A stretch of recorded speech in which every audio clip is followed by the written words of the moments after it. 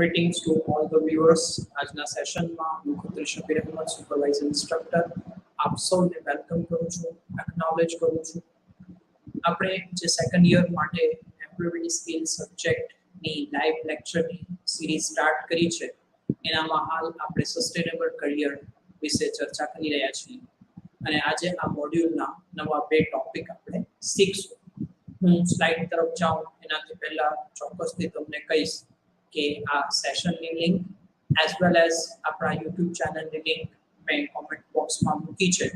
ત્યાંથી તમે સૌ લોકો જોડે એને શેર કરી શકો છો, જેથી મેક્સિમમ લોકો આપણને આ લાઈવ સેશન દરમિયાન અટેન્ડ કરી શકે. અને સૌથી ઇમ્પોર્ટન્ટ, આ સેશનમાં તમને આ સબ્જેક્ટ રિલેટેડ કોઈ ક્વેશ્ચન હોય તો ચોક્કસથી તમે કોમેન્ટ બોક્સમાં પૂછી શકો છો. I will answer all those questions. તો ચાલો હવે આપણે સ્લાઇડ તરફ જઈએ અને સૌપ્રથમ અત્યાર સુધીમાં કઈ કઈ બાબતો આપણે ચર્ચામાં લીધેલ છે એના ઉપર આપણે ચર્ચા કરશું. Let's move to the PPT. તો તમે જોઈ શકો છો કે આપણે સૌપ્રથમ સસ્ટેનેબલ કરિયર, દીર્ઘકાલીન કારકિર્દી શું છે અને એ કઈ રીતે પ્રાપ્ત થાય એના વિશે ચર્ચા કરી હતી કે કોઈ એક ક્ષેત્રમાં લાંબા સમય સુધી જોબને ટકાવી રાખવું એને આપણે સસ્ટેનેબલ કરિયર કહીએ છીએ. શરૂઆત કરી હતી આપણે કાર્યસ્થળ પરનું ભવિષ્ય કઈ રીતે આપણે સમજી શકીએ છીએ, જાણી શકીએ છીએ અને કયા પ્રકારના ફેરફારો આવે છે એના વિશે આપણે ચર્ચા કરેલ હતી. એઝ વેલ એઝ ટ્રેન્ડ આવનારા સમયમાં ઇન્ડસ્ટ્રીમાં શું રહી શકે એના ઉપર પણ ચર્ચા કરી હતી. એ ફેરફારને આપણે કઈ રીતે ટ્રેક કરી શકીએ એના પર ચર્ચા કરી હતી. ત્યારબાદ કરિયર પ્લાનિંગ વિશે ચર્ચા કરેલ હતી. કરિયર પ્લાનિંગની સાથે સાથે આપણે કરિયર ડેવલપમેન્ટ એના ઉપર પણ ચર્ચા કરી હતી. કરિયર ડેવલપમેન્ટ બાદ આપણે અપસ્કિલિંગ અને રીસ્કિલિંગ શું છે એના ઉપર ચર્ચા કરેલ હતી. અને ત્યારબાદ આપણે બજારનું વલણ કઈ રીતે સમજવું, ઓનલાઈન માર્કેટ સ્કેન કઈ રીતે થાય એના ઉપર ચર્ચા કરેલ હતી. એની સાથે સાથે આપણે આજે જે નવો ટોપિક સમજવાનું છે એને આપણે સ્લાઇડ ઉપર જોઈ શકીએ છીએ. યોગ્યતા પરીક્ષણ, જેને આપણે અંગ્રેજીમાં એપ્ટિટ્યુડ ટેસ્ટ કહીએ છીએ. આપણે કોઈ પર્ટિક્યુલર ક્ષેત્રમાં જોબ કરવી છે, લાંબુ કરિયર લઈ જવું છે, તો નોકરીદાતા પણ ઉમેદવારમાં રહેલી યોગ્યતાનું નિરીક્ષણ કરશે અને યોગ્યતાના નિરીક્ષણ બાદ એને જો કેન્ડિડેટ યોગ્ય લાગે તો જ એને જોબ આપશે. તો એના માટે જુદા જુદા એપ્ટિટ્યુડ ટેસ્ટ લેવામાં આવે છે. આ એપ્ટિટ્યુડ ટેસ્ટમાં લોજિક, મેથ્સ, જનરલ નોલેજ એને લગતા પ્રશ્નો પૂછવામાં આવે છે અને આ પ્રશ્નો સંબંધિત ક્ષેત્રના રહે છે કે જ્યાં તમારે જોબ કરવાની છે. હવે આનાથી સાબિત શું થાય છે કે ભાઈ જે તે સેક્ટરમાં તમે જ્યારે જોબ કરશો તો એ જોબ કરવા માટે જરૂરી યોગ્યતા, જરૂરી કુશળતા તમારી પાસે ઉપલબ્ધ છે, એટલે તમે લાંબા સમય સુધી ત્યાં જોબ કરી શકશો એવું મેસેજ નોકરીદાતાને મળશે. તો એનાથી નોકરીદાતાને પણ ખબર પડશે કે આ વ્યક્તિ લાંબા સમય સુધી આપણી સાથે રહેશે, સસ્ટેનેબલ કરિયર એનું અહીંયા કન્સ્ટ્રક્ટ થઈ શકશે અને તમને પણ એનાથી ખ્યાલ પડશે એક ઉમેદવાર તરીકે કે તમારું ઇન્ટરેસ્ટ આ ફિલ્ડમાં છે અને તમે અહીંયા લાંબી કારકિર્દી પ્રાપ્ત કરી શકો છો. તો ચાલો હવે આપણે સ્લાઇડ તરફ જઈએ અને સ્લાઇડના મુદ્દાઓને સમજવાની કોશિશ કરીએ. આપણી સાથે શાહીન સૈયદ જોડાયા છે, એમને આપણે વેલકમ કરીએ છીએ. ત્યારબાદ હવે આપણે આ સ્લાઇડ તરફ જશું અને સ્લાઇડમાં રહેલ બાબતને આપણે ચર્ચામાં લેશું. Let's move to the slide. Slide તરફ આપણે જઈએ કે સ્લાઇડ આપણને શું સમજાવી રહી છે. તો સ્લાઇડ ઉપર તમે પહેલો ટોપિક કે પહેલો પોઈન્ટ જોઈ શકો છો કે યોગ્યતા એ વ્યક્તિની કંઈક કરવાની કુદરતી ક્ષમતા છે. દાખલા તરીકે તમે એન્જિનિયર છો તો બીંગ એઝ અ એન્જિનિયર તમારા પાસે ગાણિતિક, મેથેમેટિક એબિલિટી હોવી જરૂરી છે, કારણ કે તમે એન્જિનિયર તરીકે ઘણી બધી ગણતરીઓ બેસાડીને કન્સ્ટ્રક્શન છે કે બીજી કોઈ પણ બાબત છે એને તમે અમલમાં મૂકશો. જો તમને ગાણિતિક પ્રક્રિયાઓ ઓછી સમજણ પડે છે તો એઝ અ એન્જિનિયર તમારું કરિયર લાંબુ નહીં ચાલે, કારણ કે ક્યાંક ને ક્યાંક તમારી કુદરતી ક્ષમતા તમારામાં રહેલી નથી. એટલે યોગ્યતા કે એપ્ટિટ્યુડ એટલે કંઈક કરી શકવાની ક્ષમતા જે તમારી પાસે કુદરતી રીતે છે.